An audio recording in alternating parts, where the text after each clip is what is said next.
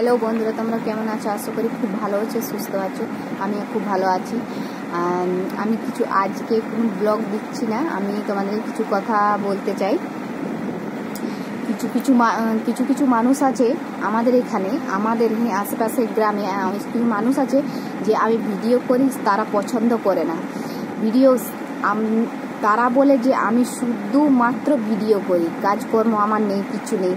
আমার যেন কাজগুলো তোমরা করে দিয়ে যাও। বলো, এই যে আমি রান্না থেকে, বাচ্চা সামলানা থেকে, বাড়ির যে কাজগুলো তোমরা করে দিয়ে যাও মনে হচ্ছে। ভয়েসটা শোনা যাচ্ছিল না, তাই আমি ভয়েসটা আরেকবার দিলাম তোমাদের সাথে।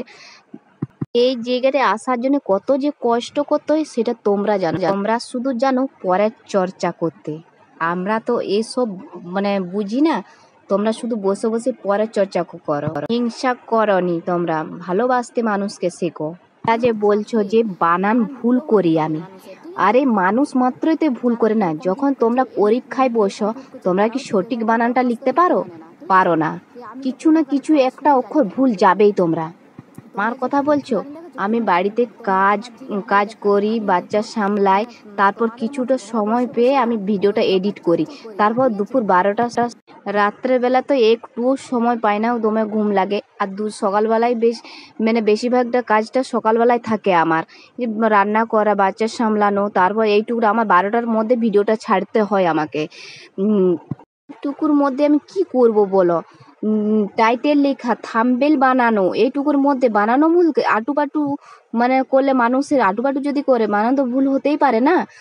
তোমরা যে ফেসবুক, ইনস্টাগ্রাম করো, তোমরা ওই দুটা অ্যাপের মধ্যে কোনোটাই চাপ নেই। ইউটিউবে আসবে, তাহলে বুঝতে পারবে কতটা চাপ।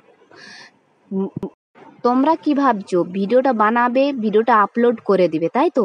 আরে তাতে টাইটেল, ট্যাগ, তারপরে এদিকে থাম্বনেল বানাতে হয়, জানো? তোমরা এত কঠিন, যারা এই লাইনে আছে তারা বুঝতে পারবে যে কঠিন কি সময়। তোমরা তো বলে খালাস যে ও অমুক করে, তুমুক করে, এই বানান ভুল করে, এই ভালো কথা বলতে পারে না, এই ভালো পড়াশোনা জানে না। তোমরা তো এইটা সেটা বলে দিচ্ছ। তোমরা না বেশিরভাগ পরনিন্দা করো আর হিংসা। হ্যাঁ, আমি বানান ভুল করি, আমি তো পড়াশোনা জানিয়েই না। আমার মা বাবা তো এমনি বিয়ে দিয়েছে, আমাকে পড়াশোনা শেখায়নি। তো আমি গরু ছাগল চড়িয়ে মানুষ হয়েছি। যে আমাকে এ কথাটা বলেছে যে বানান ভুল করে, কে বলি, প্লিজ আমার ভিডিওটা তুমি দেখোনি, ঠিক আছে? দয়া করে আমার ভিডিও দেখবেন।